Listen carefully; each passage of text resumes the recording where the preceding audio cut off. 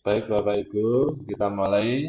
Hari ini kita akan melaksanakan aksi nyata pada modul 1.4.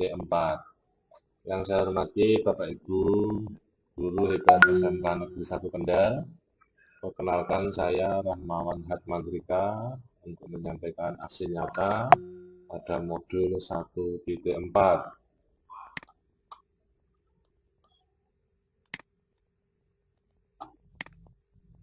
Nah, modul 1.4 ini kami akan memberikan suatu informasi sharing bersama Bapak Ibu berkaitan dengan disiplin positif. Di sini kita sering menjumpai murid itu tidak suka peraturan karena selama ini jika mereka melakukan pelanggaran, maka akan mendapatkan hukuman dan cenderung akan mempermalukan mereka di hadapan teman-teman. Nah, hal inilah yang nanti menjadikan salah satu topik pada pagi hari ini untuk kita diskusikan bersama melakukan aksi nyata pada kegiatan modul 1.4.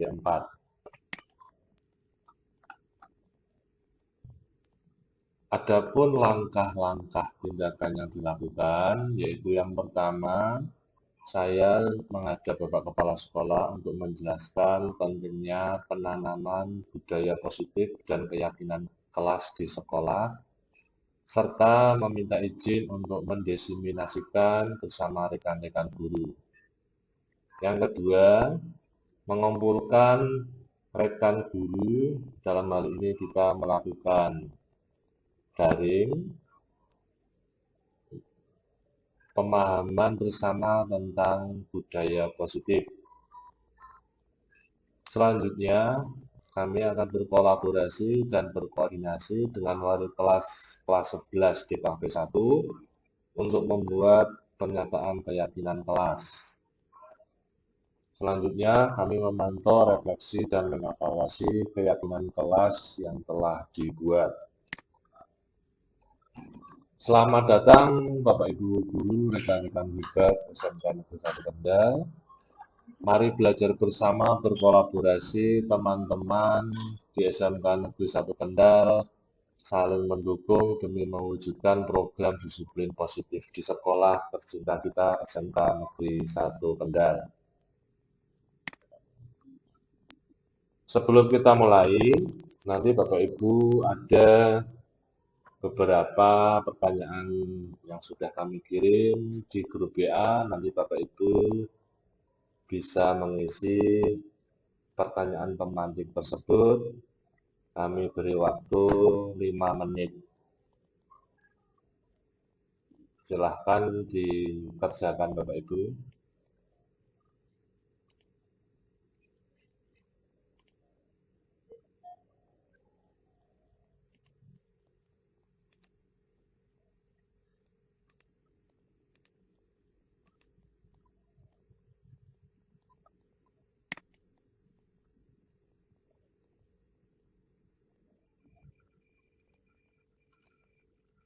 Baik Bapak Ibu, tadi sudah Bapak Ibu mengirim pertanyaan dan menjawab di www.menti.com. Nanti hasilnya akan kita perlihatkan pada akhir sesi. Jadi kami selanjutnya itu konsep-konsep kunci dalam modul budaya positif, yaitu yang pertama yaitu perubahan paradigma belajar, kemudian yang kedua disiplin positif, kemudian yang ketiga motivasi perilaku manusia, yang keempat itu kebutuhan dasar, yang kelima itu posisi kontrol restitusi, yang keenam itu keyakinan kelas, dan yang ketujuh segitiga restitusi. Kita menginjak yang pertama yaitu perubahan paradigma belajar Bapak Ibu. Di sini ada satu kasus di mana Anda dan Budi akan melakukan kegiatan cobalah buka. Tugas Anda adalah mengepalkan salah satu tangan Anda. Coba Anda bayangkan bahwa Anda menyimpan sesuatu yang sangat berharga di dalam kepalan tangan Anda.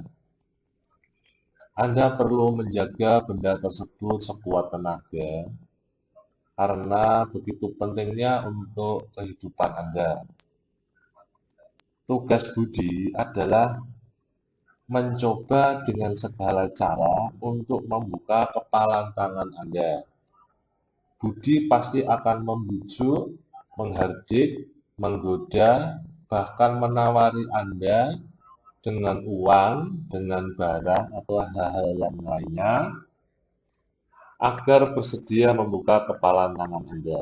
Nah, ini biasanya kalau kita punya sesuatu hal, itu biasanya yang ingin kita inginkan, tetapi teman atau saudara kita ingin mengetahui, biasanya kita bahasanya, ayo, apakah itu, bolehlah saya melihat, bolehlah saya eh, mencoba, bolehlah saya untuk membantu, nanti tak kasih hadiah wes. Nah, itu biasanya nanti seperti itu. Nah, disitulah salah satu perubahan paradigma belajar ini, setidaknya dari konsep ini adalah apa, itu pentingnya yang ada di dalam tangan ini kita jaga dengan kuat. Nah, itu. Nah, perubahan paradigma teori kontrol atau teori polis pilihan ini di sini adalah ilusi guru mengontrol murid. Bahwa ilusi bahwa semua penguatan positif, efektif, dan bermanfaat. Kemudian ilusi bahwa kritik dan membuat orang merasa bersalah dapat menguatkan karakter. Ilusi bahwa orang dewasa memiliki hak untuk memaksa. Nah, ini juga salah satu perubahan paradigma teori kontrol atau teori pilihan. Sekarang kita menginjak materi yang kedua, yaitu disiplin positif. Disiplin positif adalah menumbuhkan disiplin yang didorong dalam diri anak tanpa hukuman dan hadiah. Makna kata disiplin dimaknai menjadi sesuatu yang dilakukan seseorang pada orang lain untuk mendapatkan kepatuhan. Kita cenderung menghubungkan kata disiplin dengan ketidaknyamanan. Nah, ini biasanya seorang guru itu inginnya mendisiplinkan murid-muridnya, tapi sudut pandang dari anak-anak itu ketidaknyamanan. Nah, sebagai seorang pendidik, tujuan kita adalah menciptakan anak-anak yang memiliki disiplin diri, sehingga mereka bisa berperilaku dengan mengacu pada nilai-nilai kebajikan universal dan memiliki motivasi intrinsik bukan ekstrinsik. Nah, ini harapannya kita sebagai seorang guru itu menciptakan murid-murid kita untuk memiliki disiplin diri di dalam kelas, dalam lingkungan sekolahan, maupun nantinya di dalam keluarga. Contoh disiplin positif di sekolah bagi siswa dan guru. Nah, ini biasanya di SMK Negeri 1 Kendal, mungkin Bapak Ibu sudah melaksanakan disiplin ini. Kita datang ke sekolah dengan tepat waktu, mengenakan seragam sesuai dengan aturan, mengikuti upacara ataupun apel pagi. Selanjutnya mengumpulkan tugas-tugas tepat waktu, khususnya pada murid-murid, tertib mengikuti pelajaran, tidak keluar, kemudian tidak di kantin pada saat jam pelajaran, kemudian mengantre di lingkungan sekolah, khususnya ini di koperasi siswa dalam pembelian jajanan atau minuman, itu kita membudayakan untuk antri.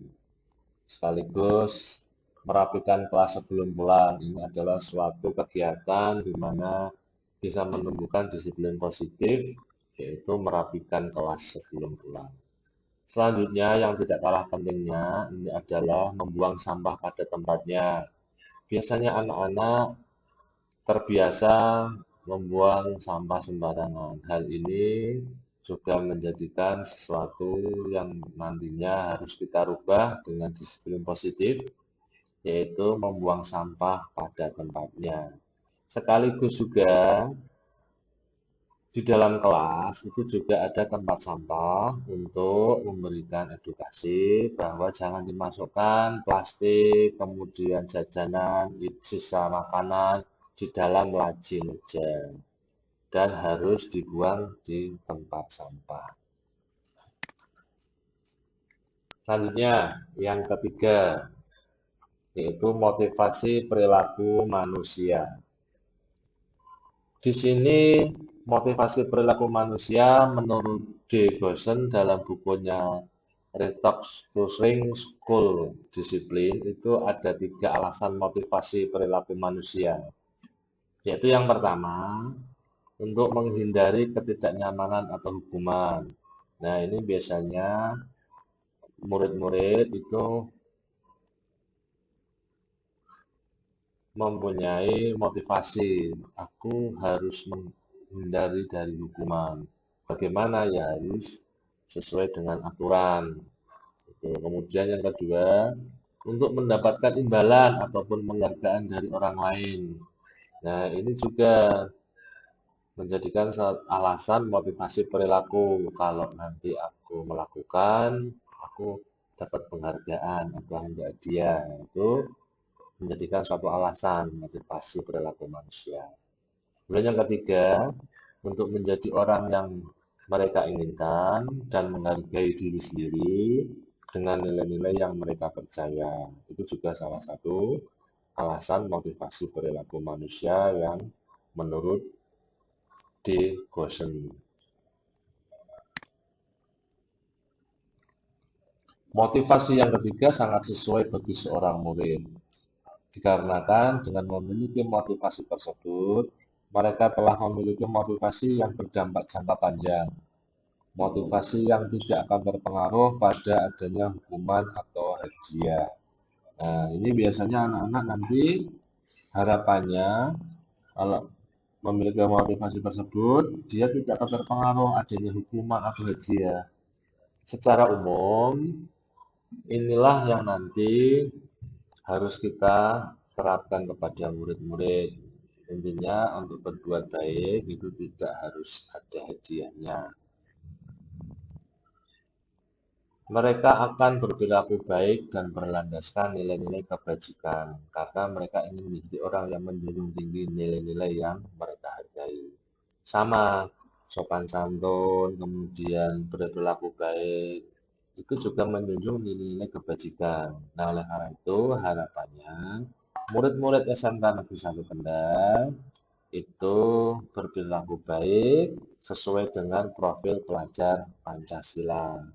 Itu Bapak Ibu Guru ya, bahwa yang sekarang ini kita juga harus melatih murid-murid harus berperilaku baik dan berlandaskan nilai-nilai kebajikan sekaligus sebagai profil pelajar Pancasila.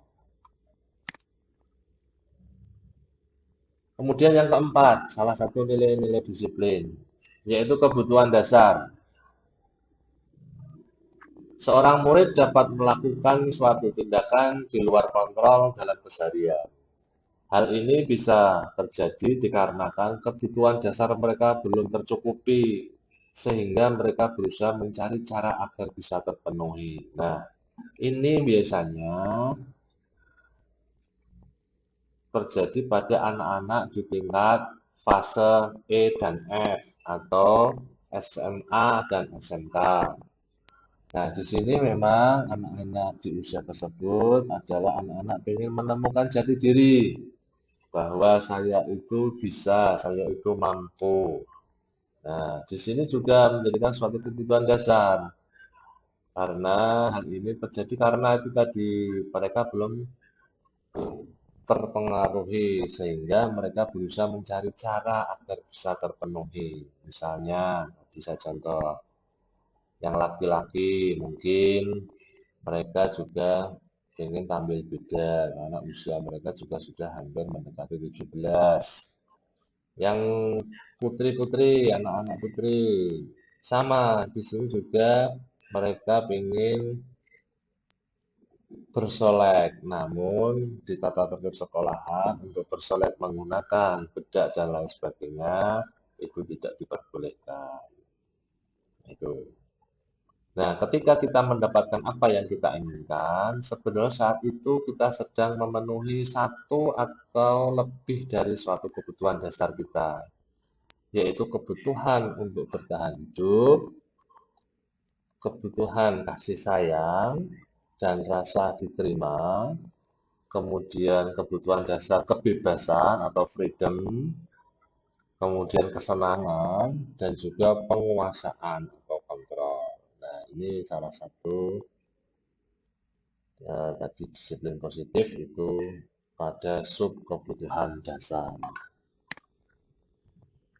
Nah, ini Bapak Ibu pada gambar di atas ada 5 kebutuhan dasar, yaitu yang pertama bertahan hidup, yang kedua kasih sayang, yang ketiga kebebasan, yang keempat kesenangan, dan yang kelima penguasaan. Nah, ini 5 kebutuhan dasar manusia. Jadi nanti Bapak Ibu mungkin sudah memahami kita sebagai seorang pendidik, 5 kebutuhan dasar manusia ini nanti mungkin akan terlihat pada anak-anak di fase E dan fase F. Kemudian yang kelima, Bapak Ibu, tidak kalah pentingnya yaitu posisi kontrol restitusi. Nah, ini posisi kontrol restitusi ini nanti harapannya guru itu nanti sebagai apa? Nah, di sini seorang guru harus memiliki posisi kontrol terbaik sebagai tindakan dalam budaya positif. 5 kontrol tersebut diantaranya yaitu sebagai penghukum, guru sebagai penghukum, guru sebagai pembuat merasa bersalah, guru bisa menjadi teman, guru sebagai pemantau, dan atau sebagai manajemen. Saya ulangi, sebagai manajer. Dalam pengelolaan restitusi ini, pada posisi manajer akan membantu murid untuk memperbaiki kesalahan dan mencari solusi. Nah, yang saya sampaikan memang guru itu harapannya menjadi seorang manajer yang bisa memperbaiki kesalahan dan mencarikan solusi. Tidak terus menjadi guru itu menyalahkan. Itu juga tidak diperbolehkan. Ya, karena apa? Nanti kita sebagai panutan dari murid-murid tersebut. Nah, ini Bapak Ibu, contoh 5 posisi kontrol restitusi. Guru sebagai penghukum. Nah, ini bisa disampaikan kepada anak-anak. Ayo anak-anak, patuhi aturan sekolah. Silahkan baris di depan. Nah, itu sebagai penghukum. Karena apa? Guru menyuruh untuk mematuhi aturan sekolahan dengan baris. Yang kedua, guru bisa sebagai teman.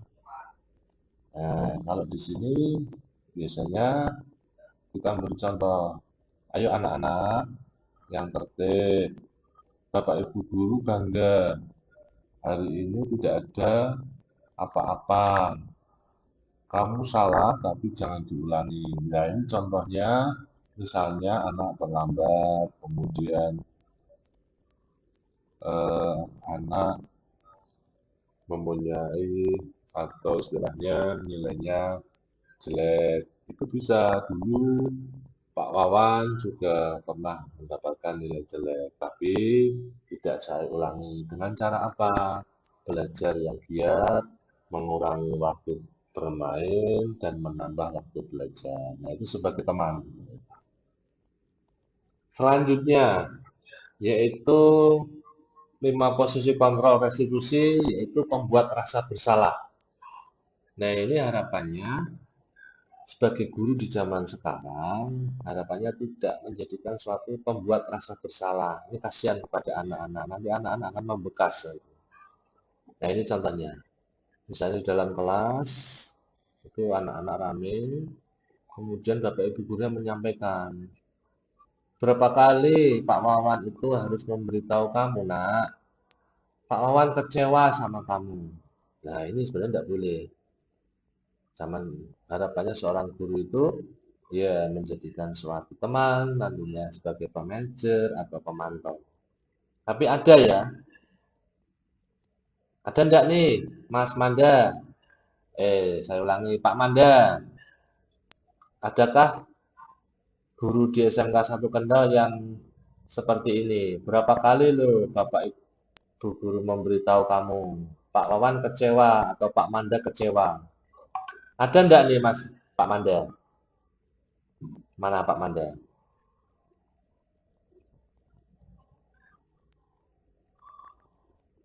Atau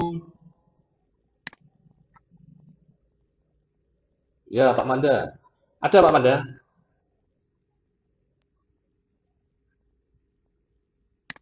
Ada enggak?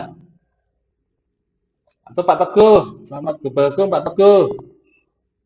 Ada enggak nih guru yang seperti tadi ini? Ini dilihat nih gambar ini. Misalnya, ini berapa kali saya itu kecewa memberitahu kamu, saya itu kecewa. Itu ada enggak Pak Teguh? Harapannya enggak ada Pak Teguh ya? Enggak ada ya, bagus. Kalau Pak Khairul gimana? Ada enggak nih Pak Khairul di jurusan? Selama sekolah di sini dari dulu saya kira tidak ada Pak. Enggak ada ya, oke. Baik, lanjut.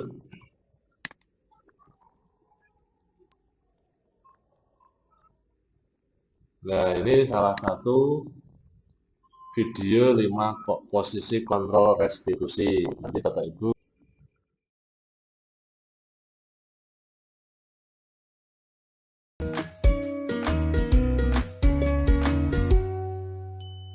Salam bahagia Ibu dan Bapak guru hebat. Dalam penerapan disiplin positif restitusi, salah satu program yang dikembangkan adalah 5 posisi kontrol. 5 posisi kontrol dalam restitusi adalah proses perjalanan seorang pendidik agar dapat mengenali dirinya. Pada video kali ini, kita akan membahas tentang 5 posisi kontrol yang dikembangkan oleh Diane Goossen dan contoh penerapannya.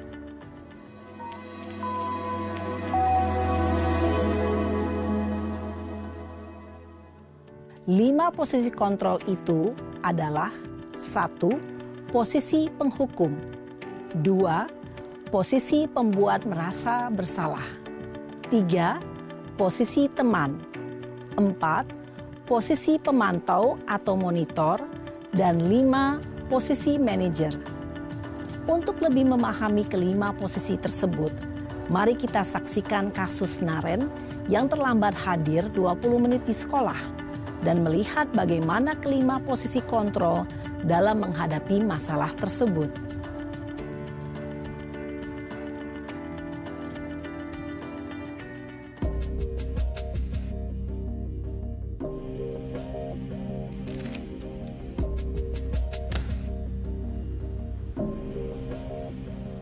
Naren! Sini kamu! Selamat pagi, Bu. Selalu terlambat. Kamu deh, pasti terlambat. Maaf, Bu. Saya... Apa? Apa coba? Alasan kamu apa lagi? Kapan sih kamu tidak terlambat? Malas sekali ya kamu jadi anak. Saya... Dasar pemalas. Gak kapok-kapok sih kamu. Sudah berapa kali terlambat? Sana, kamu keliling lapangan basket 2 kali. Kenapa saya harus keliling lapangan basket, Bu? Kenapa? Kamu mau lawan ibu? Berani-beraninya jawab. Sudah terlambat, masih berani jawab pula. Sekarang, keliling lapangan basket 5 kali sekalian. Biar kapok. Cepat, pergi sana ke lapangan basket. Posisi penghukum biasanya berbicara dengan nada tinggi, menghardik, menunjuk-nunjuk, menyakiti, dan menyindir. Hukuman bisa berupa fisik maupun psikis. Ibu dan Bapak guru hebat, dampak yang terjadi pada murid ketika guru berada pada posisi penghukum adalah murid cenderung akan memberontak, bahkan menyimpan dendam.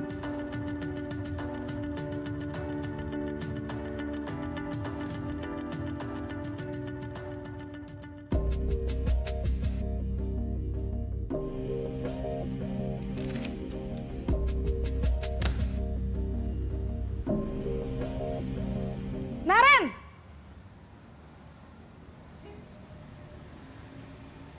Selamat pagi, Bu. Naren. Kamu kenapa terlambat lagi, Nak? Ya Tuhan, Naren. Kamu senang ya bikin ibu susah ya? Kalau kamu terlambat lagi, nanti ibu yang ditegur bapak kepala sekolah, Nak. Disangka ibu tidak bisa membina kamu. Duh, gimana ini? Maaf, Bu. Duh, Gusti Naren. Kamu suka ya kalau ibu ditegur bapak kepala sekolah? Terus, sekarang ibu harus tulis apa ini di buku absen? Ini kamu sudah sering terlambat loh. Ibu harus apa coba? Maaf, Bu. Maaf sekali. Ya sudah, lain kali jangan bikin ibu susah lagi ya, Nak ya. Ibu tidak akan kuat lagi kalau kamu begini terus. Bisa jantungan kalau ibu ditegur bapak kepala sekolah. Sana cepat ke kelas. Maaf ya, Bu. Maaf sekali. Posisi pembuat rasa bersalah berbicara dengan nada tenang, cenderung lembut. Namun kata-kata yang diutarakan membuat murid merasa menjadi orang yang gagal. Memandang buruk dirinya sendiri, merasa tidak berharga, dan tidak sanggup membahagiakan orang lain. Ketika guru mengambil posisi pembuat rasa bersalah, murid akan menganggap dirinya yang bersalah dan ia akan menyimpan emosi negatif tersebut di dalam dirinya.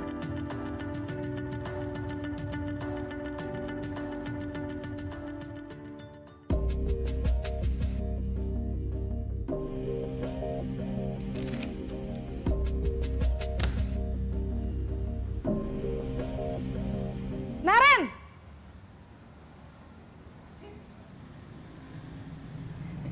Selamat pagi, Bu. Wah, sudah jam berapa ini, Nak? Terlambat lagi ya, sayang. Iya, Bu. Habis ibu saya lupa bangunkan saya, Bu. Kamu malah menyalahkan ibu kamu. Kamu bukannya anak yang larinya paling kenceng. Kok terlambat sih? Iya, Bu. Saya memang terlambat bangun tadi. Jadi, biarpun saya lari kencang, tetap gak kekejar, Bu. Ya sudah sana, nanti lain kali larinya lebih kenceng lagi ya. Biar gak terlambat lagi. Bikin seneng ibu, demi ibu. Bisa kan? Bisa lah, Bu. Ya sudah sana masuk kelas. Ibu beresin urusan absen kamu. Kamu ini ada-ada saja. Dalam posisi teman, guru berbicara dengan nada suara ramah, akrab, cenderung bersenda gurau untuk menjaga suasana tetap santai. Murid akan merasa senang, aman, dan akrab dengan guru. Identitas yang tercipta adalah identitas sukses atau berhasil. Namun, perlu diingat, karena ini masih dorongan eksternal, maka ada faktor ketergantungan dari murid kepada orang tertentu. Di sini guru absennya, sehingga di lain waktu murid bisa berperilaku baik, namun hanya kepada orang-orang tertentu saja.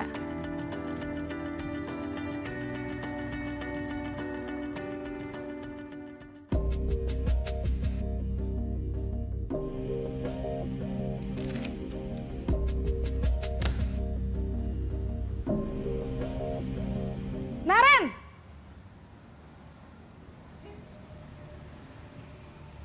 Selamat pagi, Bu.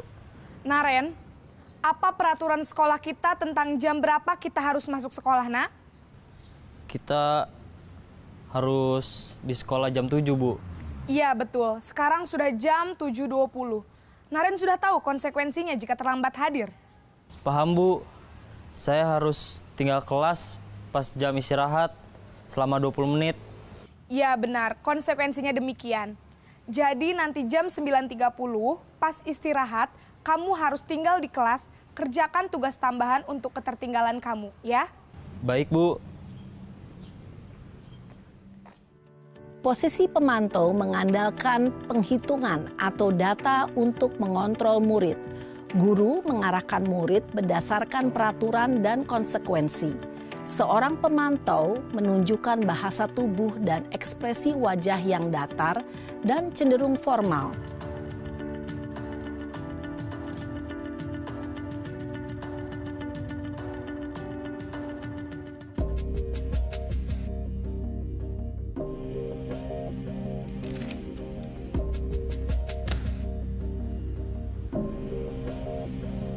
Naren!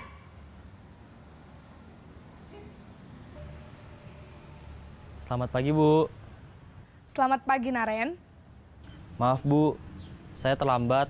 Iya, sekolah masuknya jam 7, sekarang sudah jam 7.20. Jadi sekarang bagaimana ini, Naren? Maaf, Bu. Saya lupa setel alarm saya semalam. Baiklah, menurut kamu, keyakinan sekolah yang mana yang perlu kamu tingkatkan? Menghargai diri sendiri dan orang lain mungkin ya, Bu. Setuju. Jadi, apakah Naren meyakini prinsip saling menghormati tersebut? Iya, Bu. Saya meyakininya. Apakah Naren bersedia memperbaiki masalah keterlambatan ini? Bersedia, Bu. Bagaimana kamu akan perbaiki masalah keterlambatan ini? Saya akan coba untuk tidak lupa menyetel alarm saya, Bu. Baik, kalau Naren lupa menyetel alarm di rumah, ada orang yang kira-kira bisa bantu mengingatkan tidak? Ada, Bu. Kakak saya, Kak Ema. Ada lagi selain Kak Ema? Selain Kak Ema, ada ibu saya. Baik, jadi yang mengingatkan Naren adalah Kak Ema dan ibu kamu ya? Kira-kira akan mulai setel alarm kapan nih, Naren? Setelah pulang sekolah, akan segera saya lakukan. Baik, jadi Naren akan setel alarm untuk bangun besok pagi dan akan diingatkan oleh kakak dan ibunda Naren ya. Ada lagi yang mungkin perlu dilakukan, Naren? Agar tidak terlambat bangun lagi. Tidak ada, Bu. Baik, Naren. Terima kasih untuk kerjasama kamu. Sekarang kamu perlu kembali ke kelas untuk belajar. Baik, Bu. Terima kasih. Posisi manajer adalah posisi kontrol yang disarankan untuk membimbing murid memiliki sikap disiplin yang positif, yaitu murid yang mandiri, bertanggung jawab, dan dapat memecahkan masalah. Tujuan dari posisi ini adalah agar murid dapat berefleksi atas tindakannya.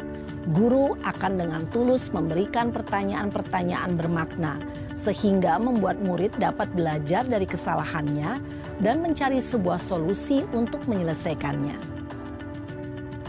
Ibu dan bapak guru hebat, setelah mengamati adegan kelima posisi kontrol tadi, kira-kira posisi mana yang paling ideal?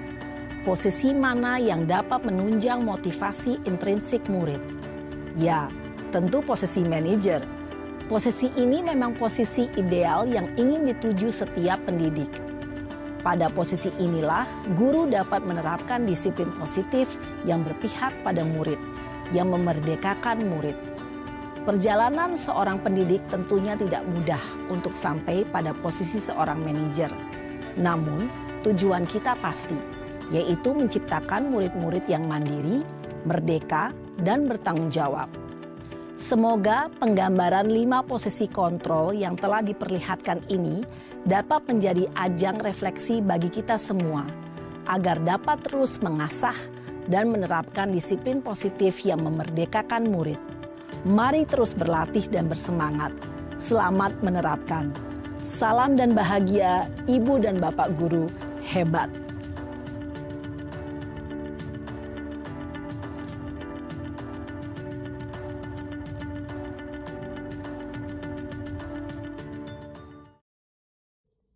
Baik Bapak Ibu, tadi sudah melihat video bahwa 5 posisi kontrol restitusi, nanti harapannya Bapak Ibu bisa memahami dan melaksanakan. Baik Bapak Ibu, kita selanjutnya yaitu keyakinan kelas. Nah, keyakinan kelas ini nanti adalah adanya kesepakatan untuk menerapkan budaya positif, yaitu nilai-nilai kebajikan universal yang disepakati oleh guru dan murid secara nyata dan tertulis dengan bukti pendukung dalam suatu kelas. Nah, sebagai contoh nanti kita sepakat, nanti misalnya di dalam kelas itu kalau terlambat nanti bagaimana, misalnya membuat surat pernyataan ataupun tidak akan mengulang lagi. Nah itu karena apa? Nanti sebagai tolak ukur dalam berperilaku diri sendiri dan orang lain dalam lingkungan tersebut. Keyakinan kelas sangat dibutuhkan dan diharuskan ada kegiatan pembelajaran yang nyaman dan menyenangkan. Nah ini nanti Bapak Ibu, saya mohon bantuannya, nanti saya akan berkolaborasi berkaitan dengan keyakinan kelas, khususnya di kelas 11 DKP 1. Itu Pak Teguh ya, kami mohon nanti bisa berkolaborasi Pak Teguh ya. Oke, lanjut. Nah ini contohnya. Disiplin atau keyakinan kelas 11 DKP 1 yang pertama yaitu disiplin waktu masuk kelas dan pulang.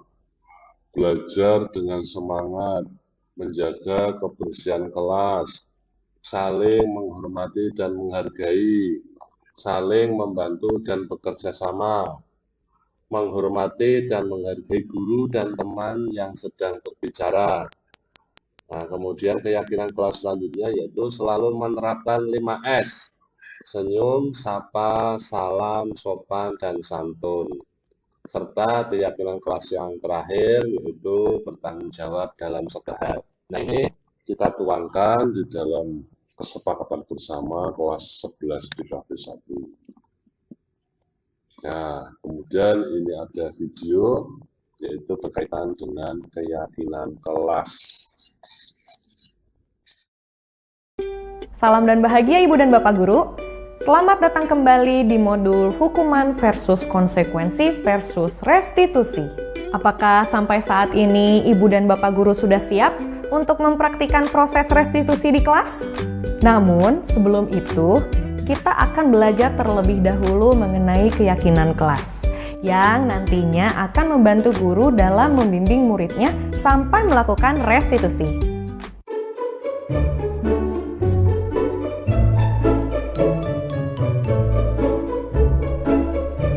Hah? Uang siapa ini? Bu Guru, saya nemu uang.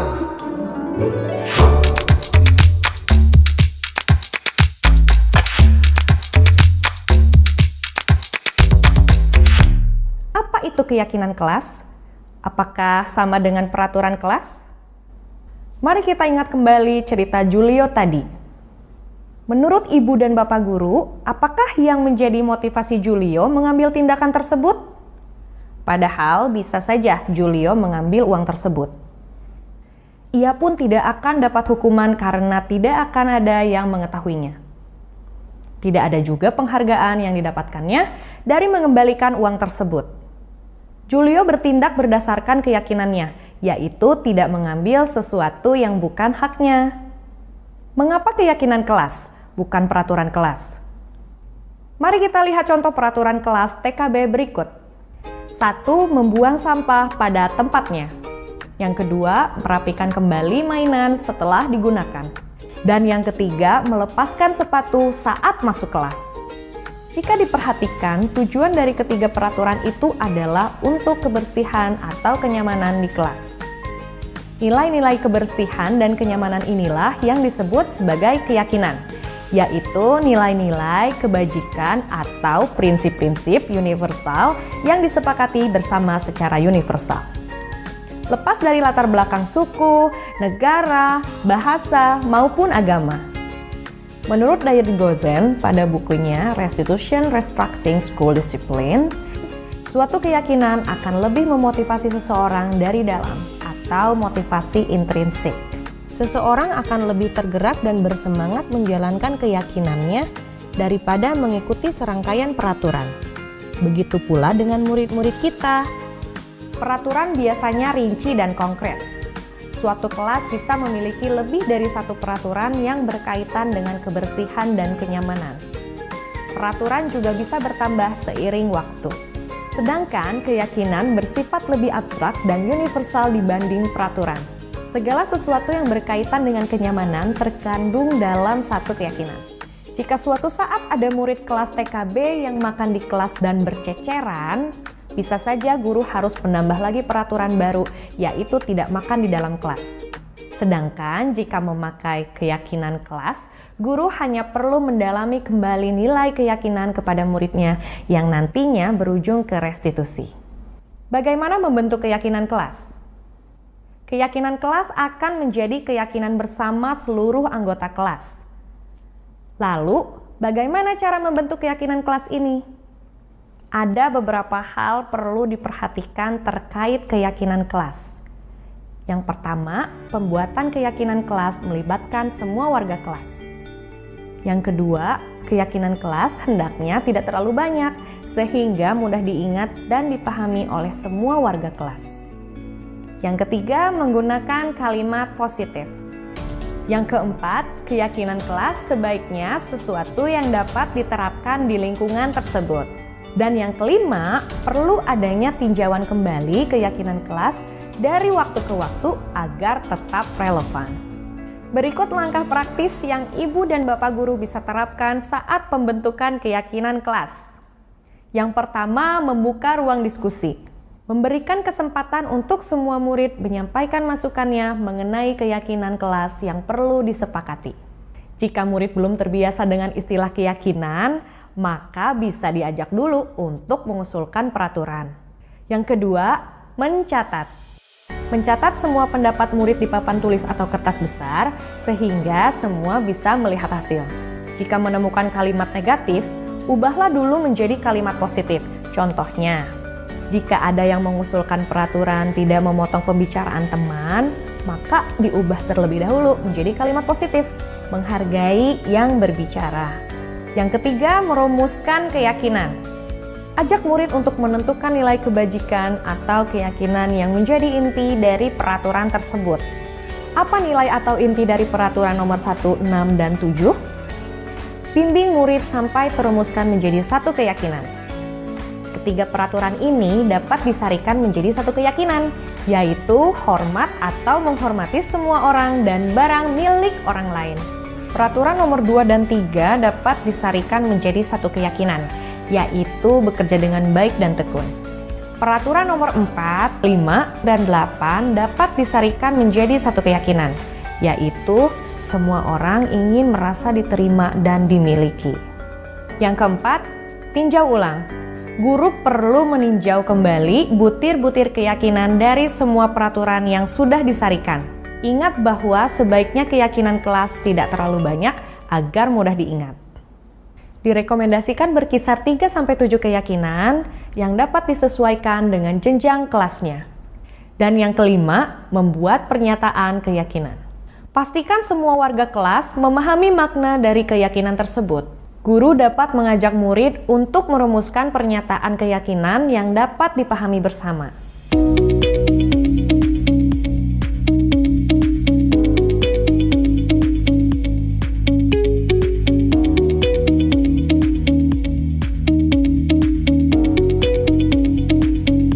Bagi murid-murid PAUD dan SD, guru dapat merumuskan pernyataan keyakinan dengan lebih sederhana.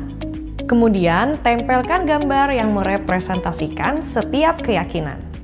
Misalnya, keyakinan hormat disederhanakan menjadi setiap anggota kelas perlu saling menghormati dan merasa aman. Keyakinan bekerja dapat disederhanakan menjadi setiap anggota kelas perlu menjadi dirinya yang terbaik. Keyakinan diterima dan dimiliki dapat disederhanakan menjadi setiap anggota kelas perlu saling membantu. Yang keenam, tanda tangan. Setelah keyakinan kelas selesai dibuat, semua murid dan guru menyetujui dengan menandatangani keyakinan kelas tersebut. Yang ketujuh, pajang. Pasang keyakinan kelas di dinding kelas yang mudah dilihat semua warga kelas. Bagaimana agar murid dapat mendalami makna keyakinan kelas? Tentu kita berharap semua murid dapat memahami makna dari penyataan yang dituliskan dalam keyakinan kelas.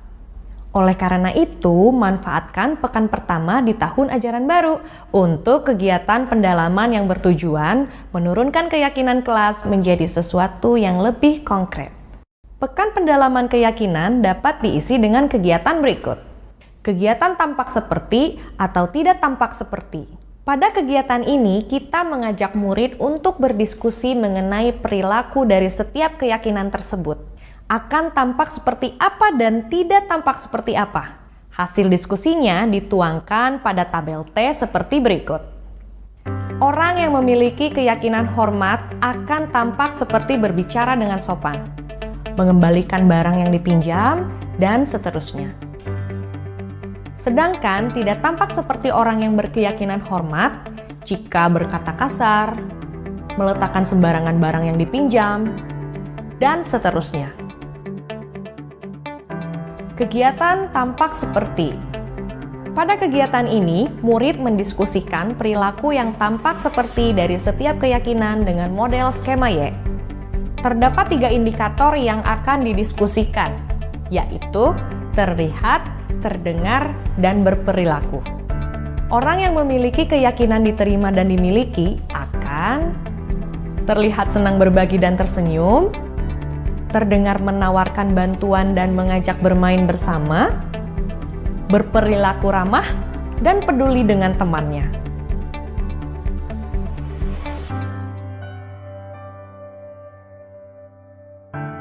Kegiatan tugas saya, tugas kamu. Pada kegiatan ini, murid diajak berdiskusi mengenai tanggung jawab dan hak setiap warga kelas dengan menggunakan model kanvas seperti berikut. Setiap kanvas diisi sesuai dengan tanggung jawab dan haknya.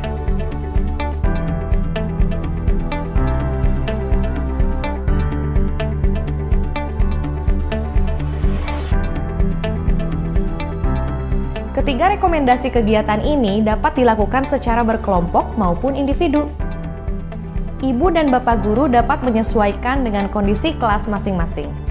Hasil diskusi kemudian dipresentasikan kepada seluruh kelas dan dipasang di dinding kelas untuk menguatkan pemahaman. Untuk PAUD dan SD kelas kecil, guru dapat menyiapkan ulang dalam bentuk gambar. Untuk pembelajaran jarak jauh, kegiatan dapat tetap dilakukan dengan menggunakan alat bantu papan tulis bersama seperti Jamboard atau Padlet untuk menuliskan usulan, keyakinan, serta tabel atau kanvas. Sedangkan ruang diskusi dapat menggunakan ruang virtual, breakout room, bahkan grup WhatsApp. Ibu dan bapak guru memiliki keyakinan kelas akan membantu proses pembentukan sikap disiplin positif pada murid. Pembuatan keyakinan perlu melibatkan seluruh anggota kelas dan maknanya dipahami dengan baik. Jadi, kalau ada tindakan yang bertentangan dengan nilai-nilai keyakinan kelas, guru bisa mengajak murid melakukan refleksi dengan mengacu pada keyakinan tersebut. Proses ini akan membimbing murid untuk memiliki motivasi level 3, yaitu untuk menjadi orang yang menjunjung tinggi nilai-nilai kebajikan. Dengan begitu, motivasi yang terbentuk adalah motivasi internal berjangka waktu panjang, bukan motivasi eksternal yang berjangka waktu pendek. Wah, tidak terasa banyak sekali ya yang sudah kita pelajari di materi. Selamat belajar dan mencoba Ibu dan Bapak Guru hebat. Salam dan bahagia.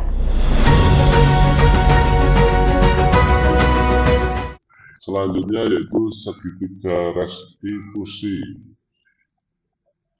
yaitu memberikan kesempatan kepada murid untuk disiplin positif, memulihkan diri dari kesalahan sehingga memiliki tujuan yang jelas. Penekanannya pada cara mereka menghargai nilai-nilai kebaikan yang diyakini, bukan berperilaku untuk menyenangkan orang lain. Nah, di sini segitiga restitusi itu ada 3 tahapan, yaitu menstabilkan identitas, validasi tindakan yang salah, dan menanyakan keyakinan. Nah, pada gambar ini Bapak Ibu bisa dilihat namanya segitiga restitusi. Baik Bapak Ibu, di sini ada video kembali. Nanti Bapak Salam dan bahagia, Ibu dan Bapak Guru. Pada modul sebelumnya, kita telah mengenal konsep restitusi untuk membangun disiplin positif di sekolah-sekolah kita. Kali ini, kita akan belajar bagaimana cara melakukan restitusi dengan menerapkan prinsip sisi satu segitiga restitusi menurut Diane Gossen. Mari kita lihat lagi 3 tahap dalam segitiga restitusi ini. Tahapan pertama dalam segitiga restitusi adalah menstabilkan identitas murid yang berbuat kesalahan, atau Diane Gossen menyebutnya sebagai stabilize the identity. Untuk mendalami tahapan pertama ini, mari kita lihat cerita pendek berikut ini.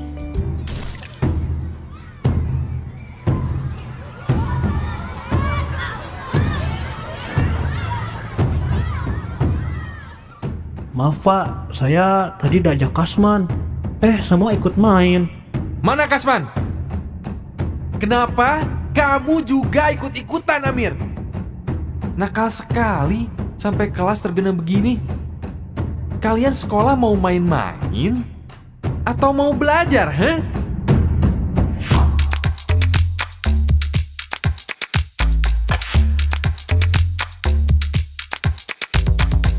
Ibu dan Bapak Guru, mari kita membayangkan kelanjutan cerita pendek ini.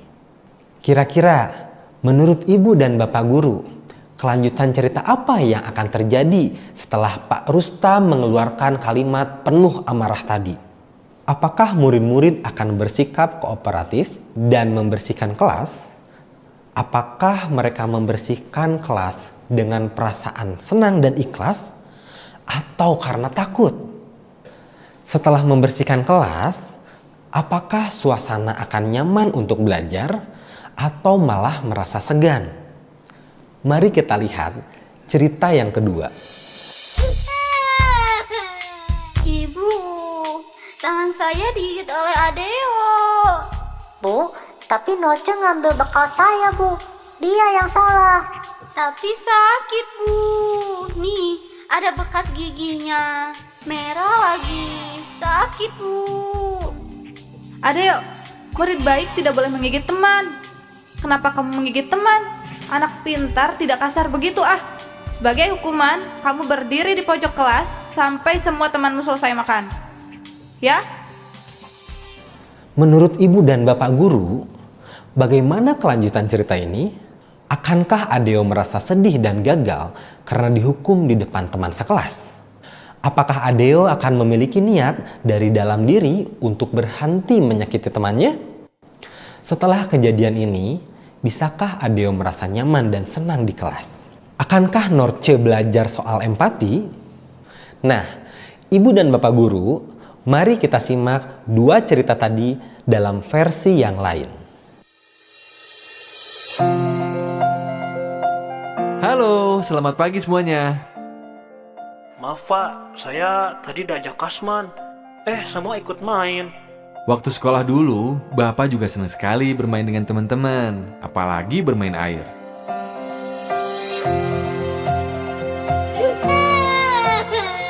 Ibu, tangan saya digigit oleh Adeo.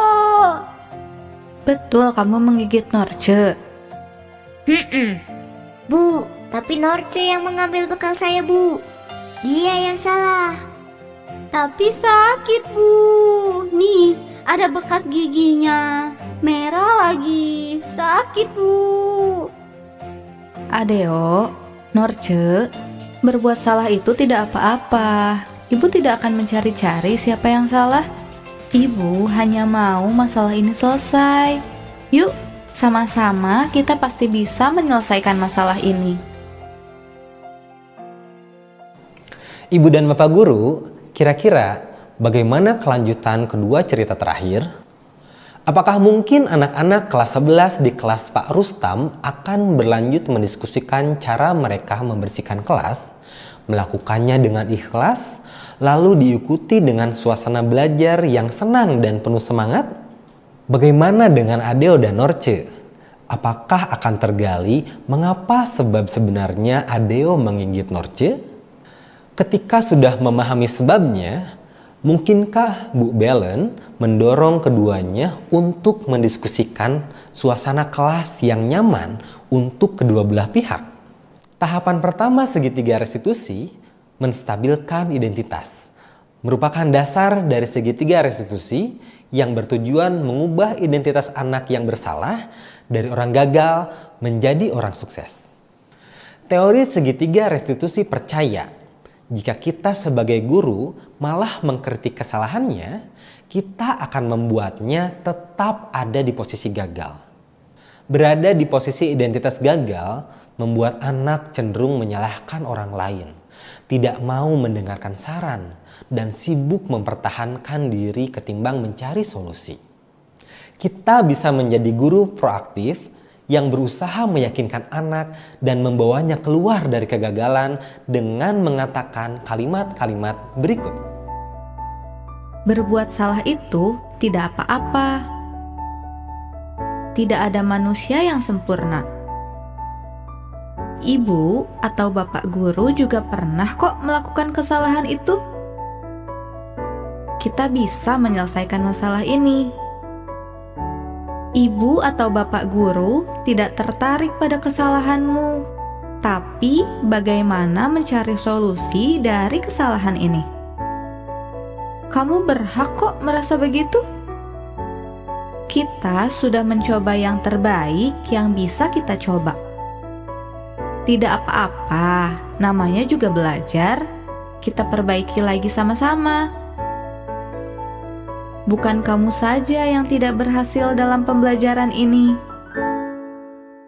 Dengan menyampaikan kalimat-kalimat tersebut ketika murid melakukan kesalahan, kita berusaha memberi pemahaman pada murid-murid bahwa kesalahan merupakan bagian dari pembelajaran. Lewat tahapan sisi 1 segitiga restitusi, kita berusaha menyampaikan bahwa salah ataupun gagal itu hal biasa.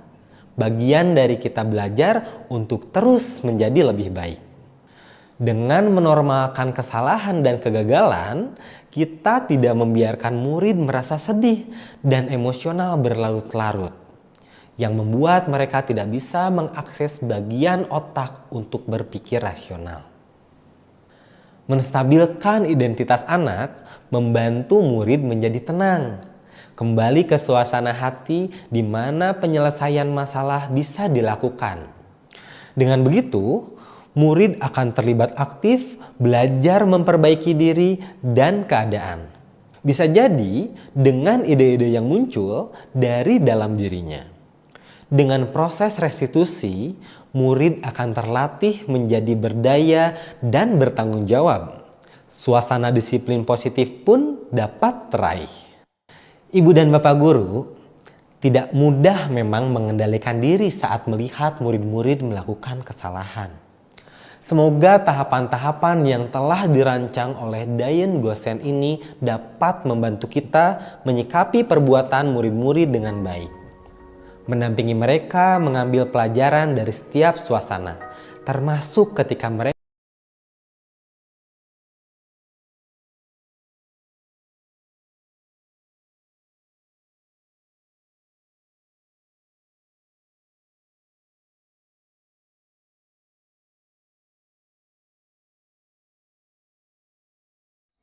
Assalamualaikum. Waalaikumsalam. Masuk.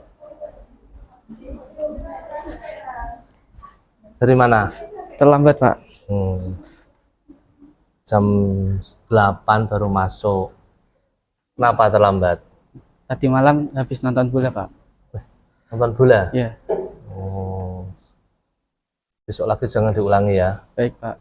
Oke, nanti setelah pembelajaran ini, nanti nemui saya. Baik, Pak. Nanti kan teman-teman kasihan. Iya. Terganggu KPM-nya, ya. Iya, Pak. Oke, silakan duduk. Oke. Selamat pagi, Fajri. Pagi, Pak. Ya. Ini tadi kan Mas Fajri terlambat. Ya. Nah, ini saya panggil di ruangan saya. Ini Mas Fajri mau tanya nih saya, kenapa Mas Fajri terlambat sekolah? Tadi malam habis nonton bola, Pak. Nonton bola. MU sama City ya? Iya Pak. Menang mana? Menang MU. Wah, alhamdulillah. Ya. Nah ini kok bisa bangun siang itu kan karena kesiangan ya? Iya Pak. Nonton bola. Dulu Pak Wawan juga pernah nonton bola. Ya. Terus akhirnya Pak Wawan perbaiki supaya tidak terlambat. Ya. Nah, itu. Nah, kesepakatan di kelas itu kalau terlambat itu gimana?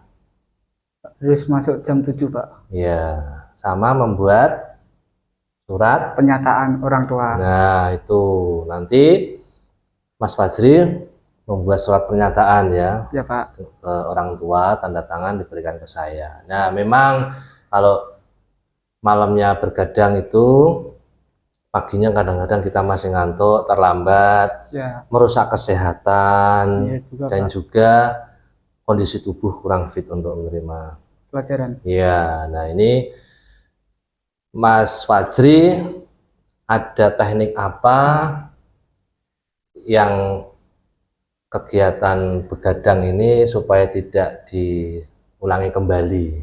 Tidak nonton bola lagi. Tidak begadang lagi.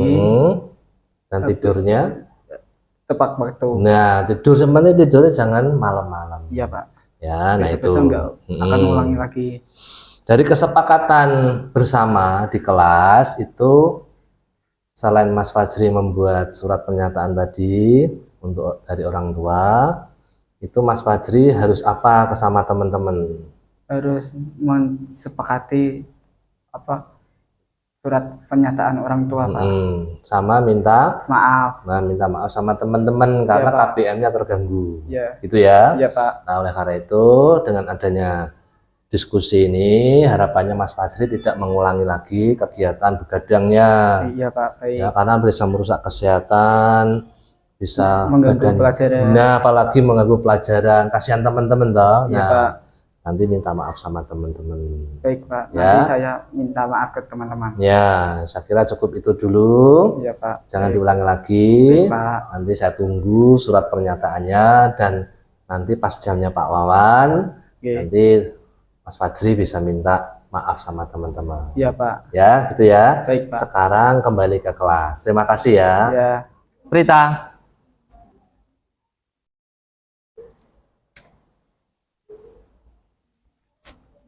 Ya, coba tugasnya. Oh ya, udah mengerjakan tugas ya. Bagus nih. Rajin, tertib. Ya, masih ya? Makasih, Pak. Ya. Selanjutnya Agita. Iya, Pak.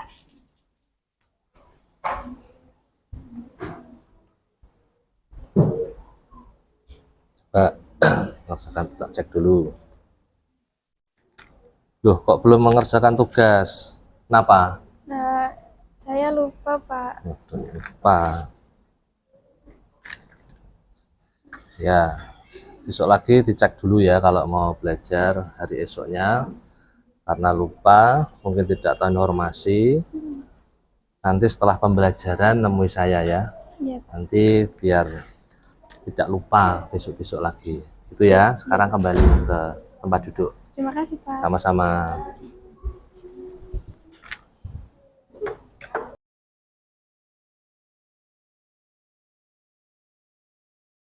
Selamat pagi, Agita. Selamat pagi, Pak. Ya, ini Mbak Agita saya panggil untuk diskusi di sini. Tahu kenapa saya panggil ke ruangan Pak Wawan? Karena lupa mengerjakan tugas. Nah, ya toh, kalau tugas. Kenapa lupa? Karena semalam tuh saya nggak belajar, terus nggak ngecek kalau sekarang ada tugas gitu. Oh, itu ya. Dulu Pak Wawan ya pernah tidak mengerjakan tugas. Tapi terus strateginya Pak Wawan saya ganti dengan ngecek ulang pada malam harinya untuk pelajaran di hari esok. Nah itu. Nah, ini komitmen kesepakatan di kelas. Kalau tidak mengerjakan tugas, Mbak Agita tahu apa? Membuat surat pernyataan. Ya, memang nanti kesepakatan kelas kita kalau tidak mengerjakan mengerjakan tugas di kelas, nanti membuat kesepakatan bersama dengan pernyataan dari orang tua. Nah, komitmennya ini nanti memang surat pernyataan ini supaya apa? Nanti tidak mengulangi lagi, bahwa menjadikan suatu semangat juga bahwa saya tidak akan mengulangi lagi, tidak membuat tugas. Kemudian yang terakhir, nanti saya tunggu surat pernyataannya. Setelah itu nanti Mbak Agita nanti bisa mengikuti pembelajaran di kelasnya Pak Wawan. Gitu ya. Oke, terima kasih. Terima kasih Pak Wawan. Sama-sama. Tanggapan saya, Pak Wawan itu sudah memberikan solusi yang sangat baik. Dan saya akan mulai menerapkan solusi-solusi dan saran-saran dari Pak Wawan di kehidupan sehari-hari saya agar tidak lupa mengerjakan tugas lagi. Terima kasih Pak Wawan. Kami mohon Bapak Ibu untuk bisa live kamera Bapak Ibu. Berarti bahwa saya sudah melakukan aksi nyata berkaitan dengan kegiatan kami terima kasih pada Pak Zaini, Bapak Manda, Komisi Pak Ibu, Bapak Andi selaku olahraga, dan Pak Teguh, dan Pak Khairu juga Ibu Rina, serta Bapak Slamet, Bapak Ahmad Rifai, yang Ibu baru ini haji, selamat bergabung Pak Rifai, ya, kemudian Ibu Malika juga dan Ibu Rizky. Ibu mohon bisa panggilan merah supaya nanti kami akan foto sebentar Bapak Ibu sebagai bukti modulasi nyata. Halo Bapak Ibu. Oke, dengan posisi yang sebenarnya Bapak Ibu memang ada yang ada di luar ya. Untuk Bapak Rifai ini karena guru baru, mereka juga praktek di luar, Bapak Ibu juga di olahraga ini ya, saya lihat itu. Jadi Bapak Ibu, ambil gambar dulu. Bapak Ibu 1, 2, 3. Ya. Terima kasih Bapak Ibu atas perhatiannya. Nanti setelah kita mulai nanti akan kita diskusi di ruangan. Kita merefleksi kegiatan saya pada pagi hari ini. Untuk konsumsi kami mohon Pak Yeni sama Pak Manda nanti bisa disiapkan